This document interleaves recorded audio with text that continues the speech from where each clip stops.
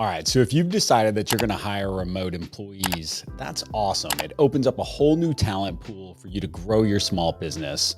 Now, the challenge is that talent pool can be very deep. For example, we recently posted a payroll specialist role, both remote and in town. We got over 200 applicants for the remote posting and only 10 applicants for the in-town posting. So that results in a lot more work trying to filter through the applicants and identify who a great fit is, all while we're still trying to proactively recruit. In this video, I'm going to walk you through some of the best practices you can use to identify top talent in a remote environment and some ways that you can even recruit proactively to make sure that you find the best person for your team. Let's go ahead and dive in.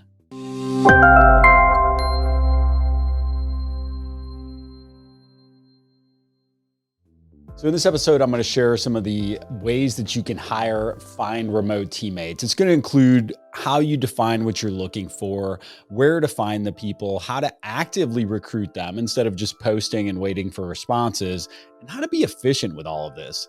As a small business owner, it can be very cumbersome to hire, but it's one of our most important jobs. And so I'm going to take the approach, as I am a small business owner, of how to be efficient, effective with this process, what to delegate, what to handle yourself, and how to streamline it so that going forward, you can wash, rinse, and repeat and identify top talent all around the country to help you grow your small business. So we're going to discuss in this episode everything leading up to interviews. This is part of a multi-part series where we're talking about, in the last episode, we talked about should you hire remote workers?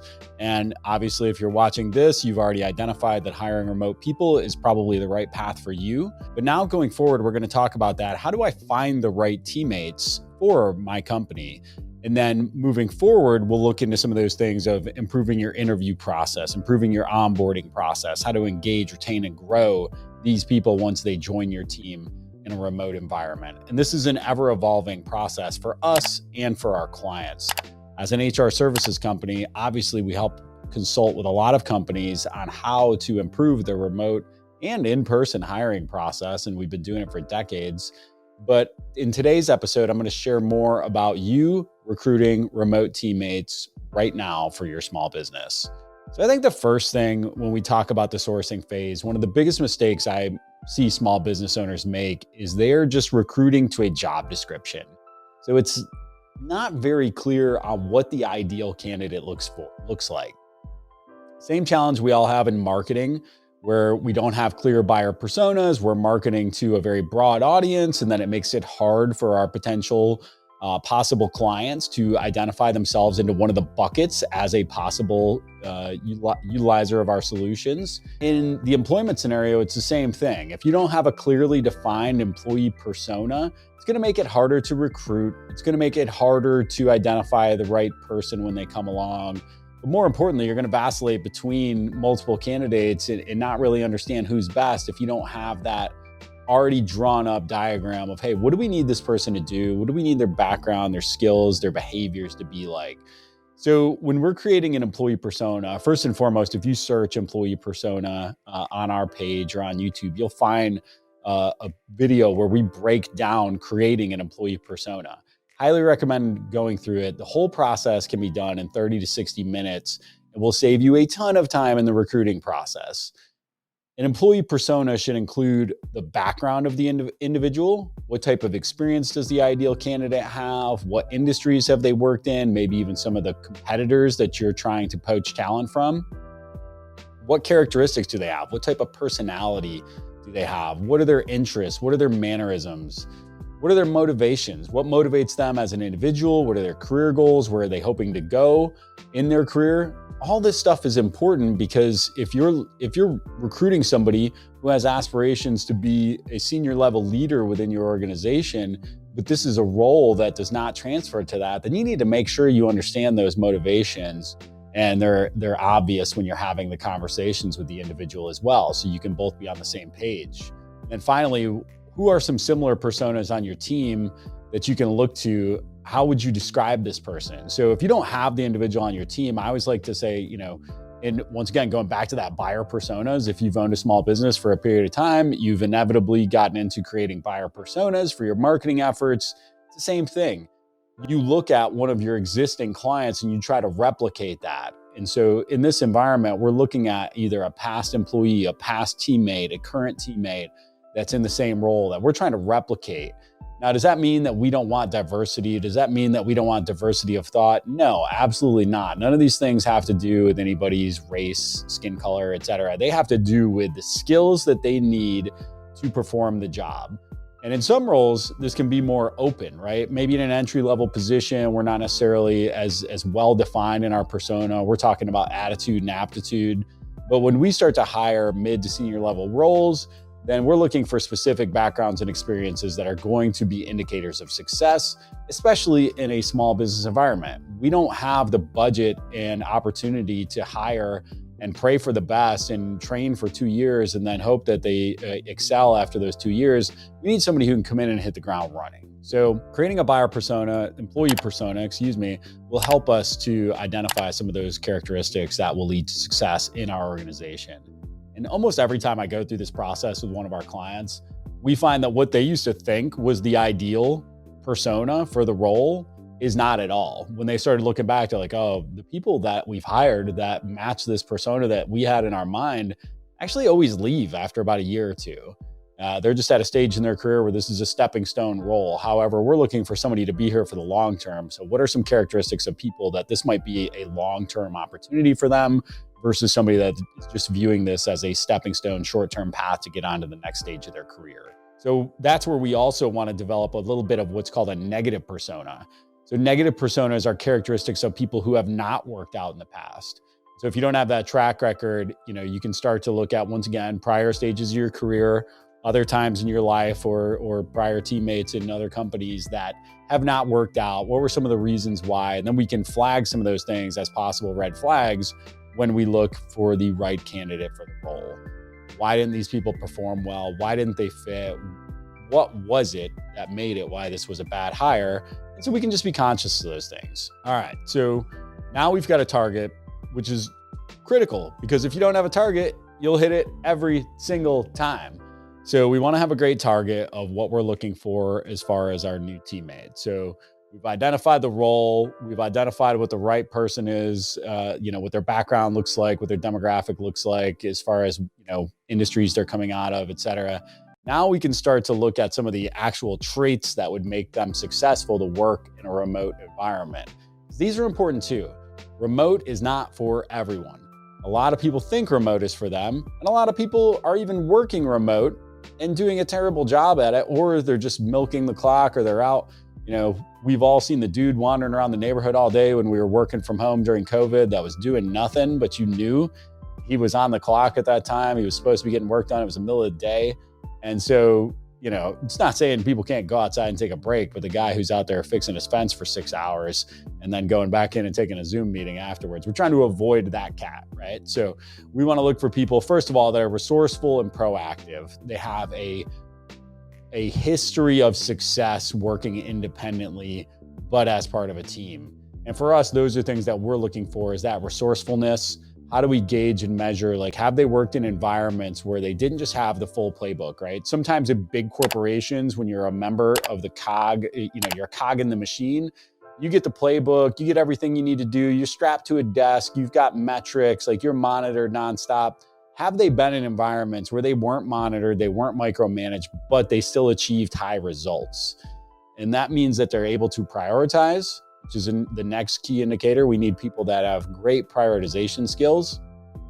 If your small business is anything like ours, there's constant inbound flux of work, client requests, new things happening, new initiatives, just a nonstop flurry of things. We need people that can see the forest through the trees and understand what needs to be at the top of that list. We call it swallowing the frog. We prioritize every day. What are the most critical things you need to do to be successful today? Mark Twain once said, if you need to swallow a frog for the day, make sure you swallow the biggest, ugliest frog first. It means get those hard to do things done first thing in the morning. We need those people who can prioritize. You also want people, and this is where hiring remote makes this very easy, they need to be a good writer. I know that sounds kind of silly, but in reality, most of their communications can be over email, chat, sometimes text message, tickets inside your support system, whatever it might be. there's going to be a lot of writing. So if they're struggle to be professional in writing, they struggle to gain clarity on their ideas, they write a wall of text instead of breaking things up, you can parse that out pretty early on. And that's a very nice thing about just requesting a 3-sentence cover letter if you're seeking applicants on why they would be a great fit for the role. Then you can get a quick taste of their writing right from the jump. Trustworthy, a little bit harder to measure when we're looking at the initial recruiting process, but definitely something we want to keep in mind. We want to see a proven track record of success. Obviously, people have gaps in their resumes. They have times where they only spend a small period of time at a certain company. But we're looking for histories of, if it's 6 months here, 12 months there, 18 months there, 6 months. And it's always the company, always something with the company. This happened, that happened. That just phrase trust for me pretty quick. It's kind of like if there's always something wrong with everybody else, you have to take a look in the mirror at some point.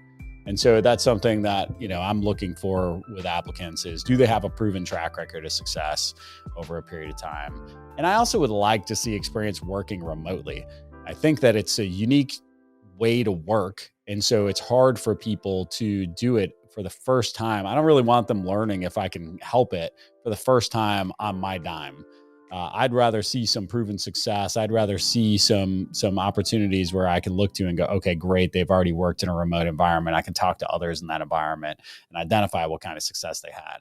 These are some of my personal preferences. You can apply them as you see fit, but those are a few things. When we look at the persona, we look at what makes up for some of the traits of a great remote worker. Those are some of them. People that are resourceful, proactive, able to prioritize, good writers, trustworthy, and they have experience working remote. All right, so how do I find these people? And this is where, there's kind of two sides of this fence. There's posting a job and waiting for applicants. Then there's going out and proactively recruiting. So we're going to talk about recruiting because that actually involves both, but more often than not, small business owners are not recruiting. They're posting jobs, filtering through applicants, hiring the best of those that apply. Let's face it, not all the top players, not all the A players you're looking for are applying to your job on LinkedIn and Indeed. You're going to need to go and find them. And we'll talk here in just a couple minutes about proactively recruiting on LinkedIn. I think it's one of the best tools for this, and it's a great way to actually find profiles online for free or cheap that will allow you to actively recruit instead of just passively waiting for folks to apply to your positions. So when you do post a job, and there's nothing wrong with posting a job. I mean, we have made a lot of our hires directly off of job postings. Nothing wrong with that. But make sure you don't create some generic posting. Everybody wants to have the roles and responsibilities and all that stuff. But one of our recent postings, I was using some bullets from an old posting, and I noticed that it had bachelor's degree required. And I was like, we don't need a bachelor's degree for this position. It'd be great if they have it, whatever. I don't really care if they have a bachelor's degree. It took me a long time to get my bachelor's degree, and I don't really care if the other people here doing this role particularly have one. I don't think there's any direct correlation to success there. So filtering out some of those bullets that make sense and don't make sense, don't just put generic nonsense in there. Put what's actually going to happen in the role, put what you're actually looking for, and put in a solid lead at the beginning. So there's a great story about writing a lead for a story. And I'm probably going to butcher this, but I'm going to attempt to do it anyway. It goes like this. They talk about, there's a journalism class, and we've all had some version of this in our journalism classes over the years, but they say, all right, class, we need you to write the lead for this story. Next week, all of the teachers and administrators are going to be out for training, and they're going to be gone at XYZ location for the full day on Thursday, and they're going to be learning about ABC topic to help make the school run better. Write the headline, tell us what the lead is. And everybody's taking that information and they're parsing it up. And they're saying, oh, all school administrators are gone next Thursday and learning more about XYZ. And they're writing it, just different variations of what they heard. Whereas in reality, the professor, after giving them 10 minutes to write the lead, wrote on the chalkboard, school's canceled next Thursday. That's the lead. The lead wasn't that, hey, everybody's gonna, and this is how most of us write job descriptions, right? It's like, hey, we're looking for high energy, fast paced people that can keep up with our great, awesome company. No, write something more interesting. Are you looking for the next phase in your career where you can work remotely and take it to the next level. Like, start with these bullets. When you go back to that persona, you can speak directly to the individual if you know what motivates them. If you know that, once again, if you're trying to poach somebody from a big company, so often for us, we're trying to poach people away from a Fortune 500. So we need to say, hey, look, are you tired of working for a Fortune 500 company where you feel like you have zero impact on the direction of the organization? Come and get in at the ground level of a small business where your work will be appreciated and where you can actually make an impact. Start there. Speak directly to their heart, to their emotions. Don't start talking about how you're so great, company's so great.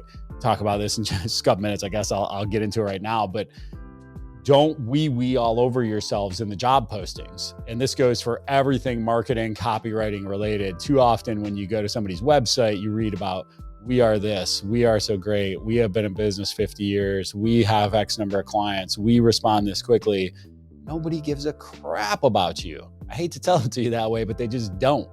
You have to you phrase it. You can take the next step in your career. You want to grow. You want the flexibility of working remotely. They don't care about you as a company. What's in it for them? So writing a job post, very important that you don't be so bland. Make it represent your culture. We use the silly words in there. We make it more interesting and dynamic. And you can also make one of the things that we haven't done yet that I'm going to do after kind of preparing my notes here and realize there was a little bit of a gap is also a quick culture video. So you can use something like Loom, L-O-M-M. You can, L-O-O-M. You can record videos just like I'm doing right here for this video and just make a quick culture video. Why do people like to work here? Ask your employees. It doesn't have to be well produced. It doesn't have to be spectacular. Just something that you can point them to that says, hey, you can even go through and do a job description verbally. Hey, here are the expectations for this role. Here's where it fits in the overall organization. Engage people in a unique way. It doesn't need to be well produced. It doesn't need to be awesome. Like, as far as production value, you can just articulate the message in a way that's way more human over video than just in a post text. So, all right. So beyond posting jobs, where else and we'll talk about some of the places to post here in just a second, but the most important thing is referrals, asking for referrals. Ask your employees, make sure they know what you're hiring for, what the role is, type of person you're looking for. You talked about the persona piece. You should post it online on your social channels. Hey, here's the role we're looking for. Do you know anybody? Here's the type of individual we're looking for. Be direct about it. If it's kind of like going back to a lot of folks we work with a ton of CPA firms, and they always say, I'll ask them, who is your target customer? What's your buyer persona? Oh, everybody. We work with small businesses. We work with people. We do this. Anybody and everybody with a checkbook is a target for us. That's a terrible target right there. You need to be more direct. So in that example, if I'm a CPA office and I want to talk directly to my buyer persona, well, I say, look, we work with a ton of dental practices, single practice owners. They typically have 5 to 10 employees. They've usually been in business 10 years plus. They're in this geography. Like, I can get specific. I can drill it down. And if you can give a couple of those bullets for the type of person you're looking for, hey, they come from this background. They probably work for a Fortune 500 company, probably tired of going into the office. They've been having to go into the office since they got called back in. And now they're looking for something different. They're trying to take a next step. Maybe they're at a little bit of a dead end in their current role. Whatever those bullets are that you determine during the persona process, share them. So share that verbally, share it with your network on LinkedIn, share it with your network on LinkedIn, direct messages. Hey, I'm looking for this person. Same with email. Email your people, ask for referrals first and foremost. Referrals still account for 60+% of hires made in the United States. So you want to make sure that you're tapping into referrals. Obviously, they also come from trusted sources as well when you're looking at your network. So a great place to find people, especially when you've knocked down the barriers of having to have somebody come into your office. You start going back to your prior careers. You start going back to people you knew. If you lived in another region before where you live now, you've got a ton of opportunities to get referrals. So obviously you should still post on the major job boards like Indeed and LinkedIn, because Indeed and LinkedIn both do allow you to post remote now. You can get more specialized for specialized positions. So that's the nice thing about putting that persona together. So if I determine I'm hiring a developer, And, I know that I want to post it in Stack Overflow versus maybe just on Indeed because I'm going to get a higher level of participation there. So look for those specialized boards for your industry as well. Join online groups and post the job there. So communities are huge right now. So communities, two platforms that are gaining tremendous growth when it relates to communities are Slack and Facebook.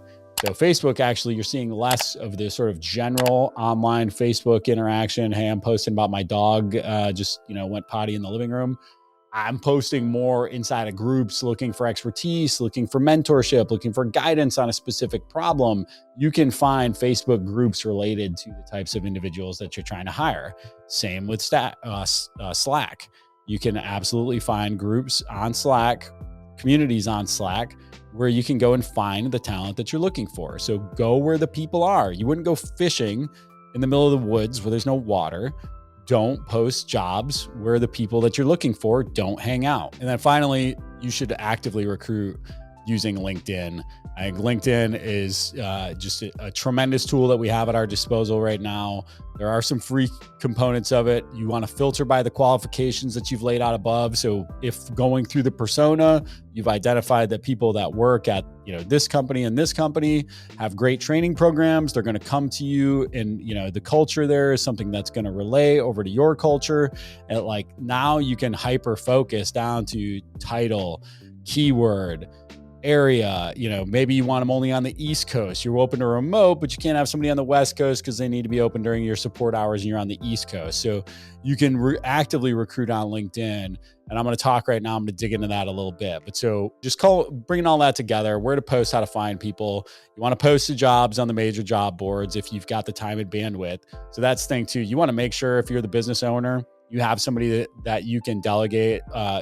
What I like to do is I'll go in and I'll filter through the first 5 or 10 resumes, and I'll record it on a Loom video, and I'll pass it along to the person that needs to go through the rest of the resumes. So they see what I'm looking for.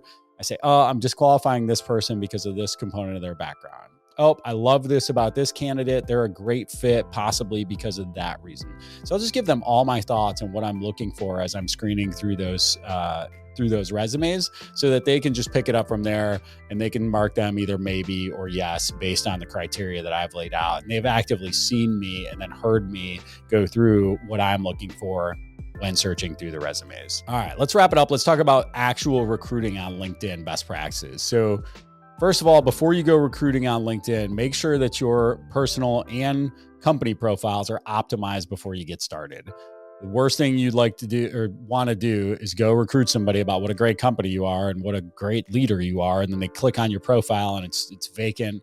They click on the company profile. There's no followers. So if you're not active on LinkedIn, maybe not the best place to go recruit because you won't be putting your best foot forward, but probably a good opportunity for you to go in and clean up your LinkedIn stuff anyway, if you haven't. On LinkedIn, you can also join groups there. LinkedIn groups not as active anymore, but still an area to go in. Look at who is involved in the groups, look at the members of the groups, and then see if they fit into the target criteria that you've set out. Message your relevant connections, like I talked about earlier. You can direct message, copy and paste a message, alter it slightly. But the most important thing you can do on LinkedIn is the search functionality. So I have a sales, I don't remember what it's called, Sales Plus membership or something, but I can do a lot of different filters. I think most of these are available on the free plan, but you just have to, you just get a certain amount of search per month, I think is the deal. So when I'm searching, I'm going to pull up an actual search we did recently. So I'm going to do, inside of the actual search box, first and foremost, you want to make sure you're looking for people. I'll do a Boolean search inside of the search box. So like I'm doing one live right now. So sales and let's just say I'm searching for a salesperson and I want them to have some payroll experience. So I'm going to put sales and payroll, put that inside of parentheses. And then I'm going to filter by first and second connections. And then I'm going to change location to United States. Or maybe I want to change it to a couple of states. Like for me, this search right now, it's bringing up 76,000 people. So that's too many people. So I want to maybe go to all filters and then I can choose a couple of the current companies. Maybe there are specific companies I want to recruit from. I can choose their seniority level. I can start to add more keywords. I can filter it down by a few more states. So I say, oh, well, remote's great, but what if I had them on the East Coast? Let's start with South Carolina, North Carolina, Florida, Georgia. To have them in our region would be easier because we do want to get together a couple times a year. So they're remote, but they're regional. So I can do a lot of different filtering there. But once again, I've already created the framework by doing the employee persona exercise that helps me to create that framework. And finally, when you go to reach out to these people, message them, email them. There's a couple different ways to do that, messaging and email, depending on which model of LinkedIn you're on. Start with a template that has a basis for why you're reaching out, but modify it based on their situation. Be a human about it. Say, I see, that's what's so nice about starting with kind of second and first connections. Say, I see we have these connections in common.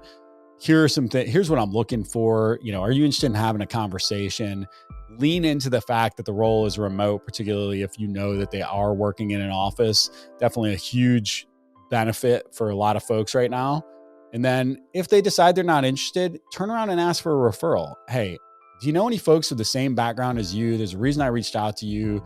Any of your former coworkers or current coworkers that you know that might be actively looking, that'd be worth me having a conversation with. So LinkedIn, tremendous asset, but I just want to summarize it with this. Don't sit back and wait. Be proactive, reach out to people, find the people that are the right fit for your organization. By doing the legwork up front will save you a ton of time in the long run. With such a larger talent pool at your disposal, you can spend a lot of time if you're not careful. So if you're enjoying these tips on how to hire and grow a remote team, please make sure you subscribe and please make sure you rate us 5 stars on your player of choice and hit that like button if you're watching on YouTube. Thank you so much for your time. I really appreciate it.